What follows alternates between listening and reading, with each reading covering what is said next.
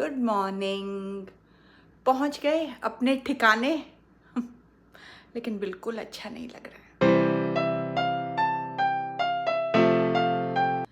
कितनी अजीब बात होती है ना, अपना घर और मम्मी का घर। मम्मी का घर तो मम्मी का घर हुआ शादी के बाद, लेकिन फिर भी जब वहाँ से आओ, पता नहीं आप सबके साथ भी होता है या नहीं, लेकिन मेरे साथ तो होता है कि मेरा कई दिन मन बहुत लो रहता है। खुशी भी है क्योंकि आप अपने घर में आए हो, आपका यही है, लेकिन फिर भी ना मन को समझ नहीं आता कि कैसे बैलेंस में रहे। खुद को बिज़ी रखने के लिए, जेट लैग को तोड़ने के लिए लगे हुए हैं। अब सुबह सुबह आ जाते हैं बाहर कि मैं खेल ले और मेरा भी थोड़ा भाई मूड बेटर हो जाए।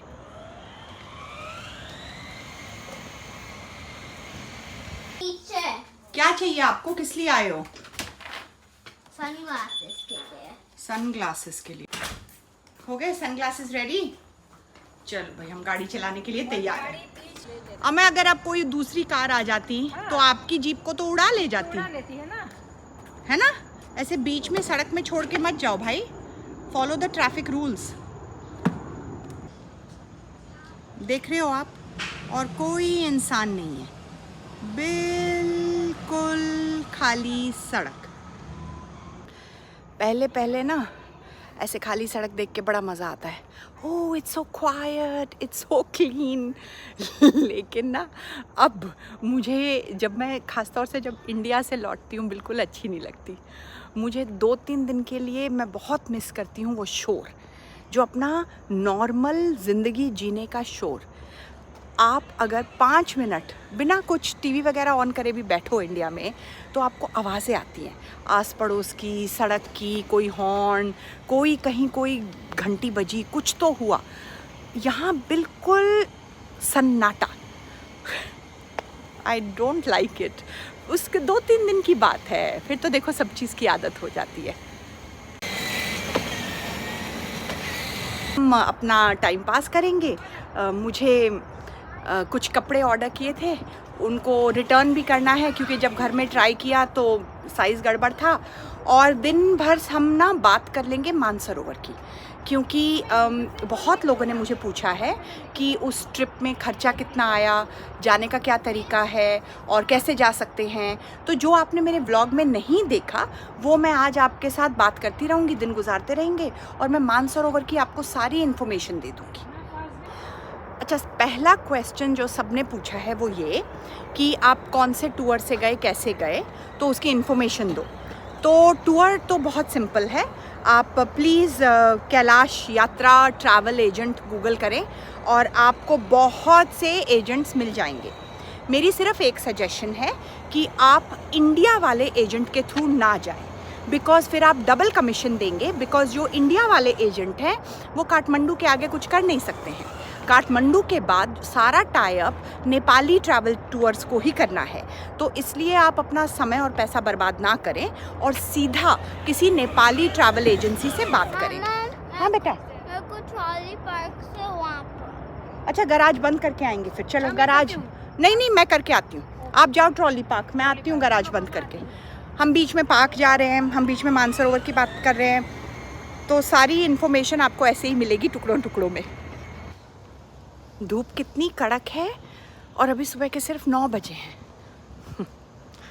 एनीवे, तो क्या कह रही थी, हाँ, कि अपना समय किसी इंडियन ट्रैवल एजेंट के साथ बर्बाद मत करिएगा। और दूसरी बात, एक बार आप नेपाल को क्रॉस करके जब तिब्बत चाइना पहुंच जाते हैं, उसके बाद आपका नेपाली जो एजेंट है वो सिर्फ आपके साथ रहता है, क्योंकि चाइनीज़ गवर्नमेंट का ये ऑर्डर है कि उसके बाद आपको एक चाइनीज़ ट्रैवल गाइड असाइन किया जाएगा और वो चाइनीज़ ट्रैवल गाइड ही आगे जाके सारे डिसीजंस लेता है। एक बार आप चाइना में चले गए, उसके बाद किस होटल में रहना अलाउड है, आपको कौन सी बस मिलेगी, आपको कौन सा चाइनीज़ गाइड असाइन होगा, वो सब कुछ चाइना तय करता है। आप ये भी नहीं चूज़ कर सकते कि आपकी बस कौन सी होगी। और किस होटल में रहोगे। उन्होंने होटल्स भी जहाँ हम रहे वो भी बांट रखे हैं कि इतने लोगों का टूर है तो इसी जगह रहना पड़ेगा, इतने लोगों का टूर है तो वहाँ रहना पड़ेगा। तो इसलिए इस चीज़ के लिए बिल्कुल तैयार रहें कि आपका जो नेपाली एजेंट है वो आपको सिर्फ साथ में रहेगा, लेकिन उसका फ़ायदा ये है कि वो आपके लिए, जैसे मैं गई थी 50 लोगों के अमेरिकन टूर में, सब हम इंडियंस थे लेकिन सब NRI थे और ज़्यादातर लोग वेजिटेरियन थे। तो उन्होंने पूरा वेजिटेरियन मेन्यू हमारे साथ, उनका किचन वाला बंदा भी चलता है और आपको फ्रेश ब्रेकफास्ट, लंच, डिनर मिलता है।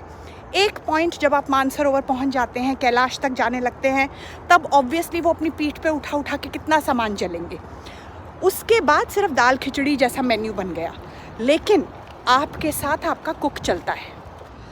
अच्छा, अब दूसरा जो सवाल बहुत लोगों ने पूछा है वो ये कि बजट कितना बैठता है। तो जो हमारा बजट था वो $5,000 था पर पर्सन का। अब इस $5,000 में मुझे सारा रहना, चाइनीज़ वीज़ा की फ़ीस और खाना पीना हर मील और यहाँ से वहाँ आने जाने का सब साधन, सब कुछ इंक्लूडेड है। जो आपको एक्स्ट्रा खर्चा करना है वो आएगा सिर्फ 2 जगह। वो ये कि अगर आपको कैलाश के साउथ कैंप पे आपको पोनी, खच्चर हायर करना है और एक पोर्टर जो आपका सामान उठा के साथ में आपके चले परिक्रमा में, तो उसके पैसे लगते हैं, कितने थे भाई, लगभग $350। ठीक है, तो वो आपका खर्चा हुआ। और दूसरा खर्चा अगर आपको करना है वो ये कि 3 दिन की जर्नी है मानसरोवर तक पहुंचने की। 3 दिन बस में लगते हैं, लगभग 8 से 10 घंटे हर रोज़ के। अगर आप पहले दिन, जैसे मैं हेलीकॉप्टर में गई, तो आप सिर्फ वो 1 दिन आना जाना हेलीकॉप्टर से कर सकते हैं, बाकी 2 दिन तो चॉइस ही नहीं है, बस में ही जाना पड़ेगा। तो वो हेलीकॉप्टर का भी आपको मेरे ख्याल से $450 के आसपास लगा था। तो ये हो गए आपके 900 को हम 1000 बोल देते हैं, तो ये $1000 का खर्चा आपका अपना एडिशनल है। तो टोटल खर्चा जो आप तैयार रह के चलिए, जो आपका बजट होना चाहिए, वो है $6000, लेकिन इसमें आपकी टिकट इंक्लूडेड नहीं है। तो आपको कौन सी एयरलाइन से, बिज़नेस से, इकोनॉमी से, काठमांडू कैसे पहुंचना है, वो खर्चा आप पे है। तो अगर टोटल कुल मिला के हम बात करें कि चलो हम इकोनॉमी में गए और हमने थोड़ा बजट एयरलाइन देखी, फिर भी आने जाने का $2-1000 तो लग जाएगा।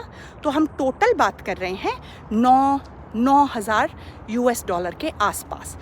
तो काफ़ी महंगा ट्रिप है, इतना सस्ता नहीं पड़ता।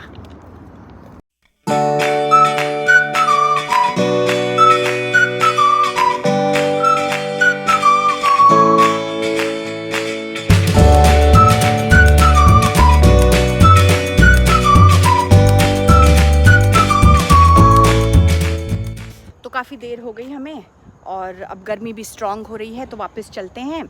फिर आपको सबसे ज़्यादा इम्पॉर्टेंट जो इन्फॉर्मेशन है वो ये देनी है कि इंडियंस और NRIs के लिए ये टूर अलग क्यों है, तो वो मैं अभी आपको बताती हूँ। 1 सेकेंड, चले हमें घर चले बेटा।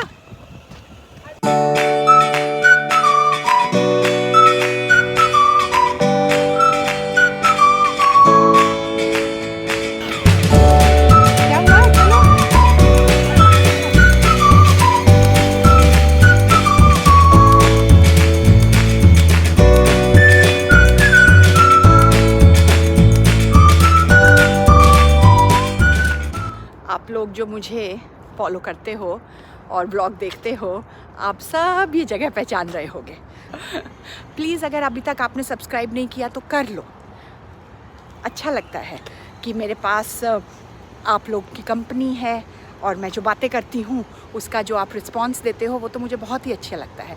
मुझे लगता है कि चलो हम लोग साथ में बैठ के कुछ बात कर रहे हैं, कोई डिस्कशन हो रही है, मेरे विचार, आपके विचार, कुछ जानने को, सीखने को मिल रहा है।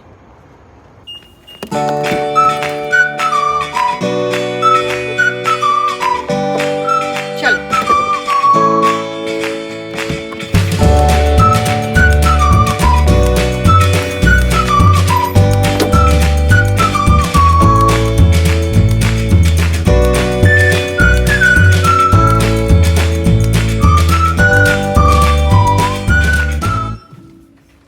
I am so proud of my self क्योंकि मैंने बिल्कुल भी विंडो शॉपिंग नहीं की, अपना काम किया, कपड़े जो रॉन्ग साइज़ के आ गए थे वो लौटाए और अब निकलते हैं यहाँ से। इतनी गर्मी है। अच्छे से 2 मिनट में पी लिया उसने जूस। हाँ, मैंने कभी से बोल रहा है कि कितनी गर्मी है, लाल लाल हो गया।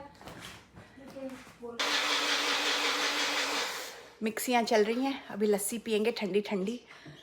इतनी गर्मी है यहाँ और हवा है ठंडी, लेकिन धूप इतनी ज़्यादा स्ट्रांग है कि बुरी हालत हो जाती है। हाँ चलेगा, थैंक यू। बोतली ठंडा पानी डाला। हाँ नो, ठंडा ठंडा पानी पियो। ठंडा ठंडा। जो लास्ट सबसे ज़रूरी बात बतानी वो ये है कि अगर आप इंडियन पासपोर्ट होल्डर हैं तो आप ये यात्रा कर ही नहीं सकते। दैट इज़ सो सैड, क्योंकि चाइना और इंडिया का जो भी पॉलिटिकल एजेंडा चल रहा है, 3 साल हो गए हैं, चाइना इंडियन पासपोर्ट होल्डर्स को वीज़ा दे ही नहीं रहा। तो I am not an Indian passport holder, इसलिए मैं पहुंच गई मानसरोवर कैलाश तक। लेकिन चाहे आप बुद्धिस्ट हों, चाहे आप जैन हो, चाहे आप हिंदू हो, अगर आपको ये तीर्थ करना है और आप इंडियन पासपोर्ट रखते हैं तो चाइना आपको वीज़ा ही डिनाई कर रहा है। इट इज़ सो सैड कि इतने हज़ारों श्रद्धालु हैं जो जाना चाहते हैं और वो सिर्फ इंडिया चाइना पॉलिटिकल रीज़न के कारण नहीं जा सकते। आज का जो मेरा इरादा था ना, आपको मानसरोवर की पूरी यात्रा बताने का था। सारी इन्फॉर्मेशन, जो सवाल मेरे पास आए हैं, होपफुली मैंने सारे सवालों का जवाब दे दिया। लेकिन अगर नहीं तो कमेंट्स में लिख देना, मैं आपको इंडिविजुअली कमेंट में जवाब दे दूँगी। थैंक यू वेरी मच जो आज आपने अमेय और मेरे साथ और गीता दीदी के साथ आपकी मॉर्निंग गुजारी। बस यही सिलसिला चलेगा, जेट लैग को तोड़ेंगे और अपने रूटीन में आएंगे। और ना एक चीज़ आपको बतानी थी कि बहुत लोगों का फीडबैक है कि जल्दी जल्दी व्लॉग डालो। तो जल्दी जल्दी तो मैं नहीं डाल सकती, लेकिन मैं उनका दिन बदल सकती हूँ कि आपको जल्दी जल्दी मिलें। तो अब से मैं मंडे और थर्सडे को डाला करूँगी। प्लीज़ सब्सक्राइब कर लो कि आप कोई भी ब्लॉग मिस ना करो। Thank you, see you.